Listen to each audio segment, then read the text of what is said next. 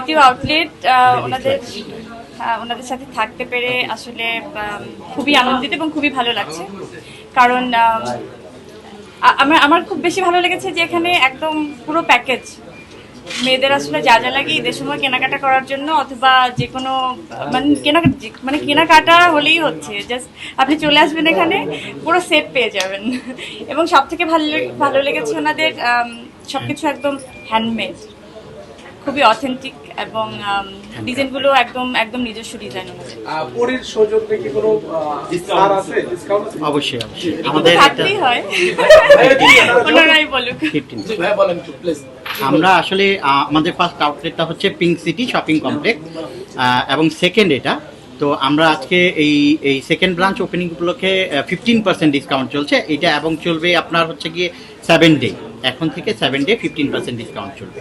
আমরা হচ্ছে গিয়ে হ্যান্ডমেড শু, আমাদের বুটিক্সের 3 পিস এবং ইম্পোর্টেড যে ব্যাগগুলো মূলত আমরা এগুলো সেল করি।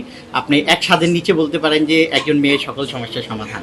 হ্যাঁ, তো বাকিটা পড়ি। আপনি কি দেওয়া হয়েছে কি? অবশ্যই আপনাকে দেওয়া হয়েছে। ভাই পুরো দোকানটাই আমার, মনে করে নেন। রমজান কেমন যাচ্ছে আপনার কাছে?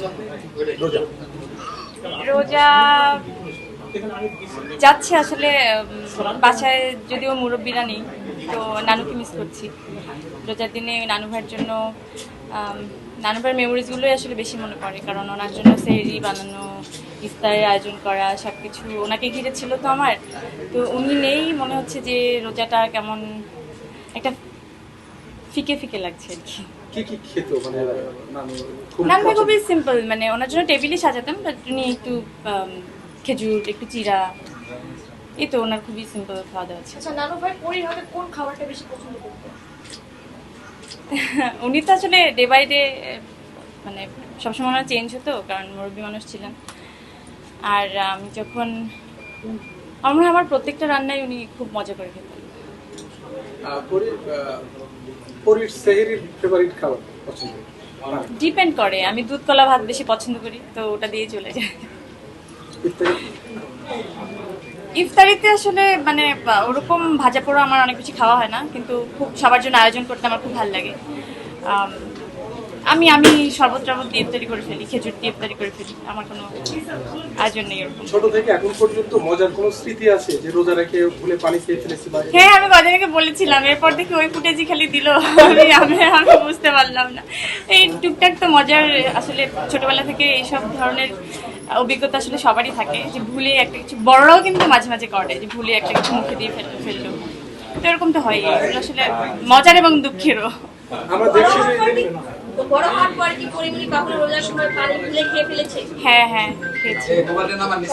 খেয়েছি একবার শুটিং এর মধ্যে, আমি শটের মধ্যে আমার মনে ছিল না, খুবই কি করবো, আর ভুলেই তো খেয়ে ফেলেছি। দেখলাম যে বিভিন্ন ব্র্যান্ডেড ওপেনিং আপনি করছেন, অ্যাম্বাসেডর হিসেবেও থাকছেন। সামনে ঈদকে সামনে রেখে আর কোনো ব্যস্ততা আছে কিনা কাজ? আপাতত আমি আসলে একটা কাজে এসে অন্য একটা কাজকে আসলে ফোকাস দিতে চাই না। আমি চাই যে প্রপারলি যে কাজটার জন্য এসেছি ওই কাজটাকেই আসলে ফোকাস হোক, এবং আমার মনে হয় আমি প্রত্যেকটা কাজের সময় আপনাদেরকে পাই, তো এখনই ঘটা করে সবকিছু বলে দিতে হবে এমন কোনো তাড়া আমার নেই আমার মনে হয়। তো ইনশাআল্লাহ আপনাদের সবসময় পাবো। আজকে যেহেতু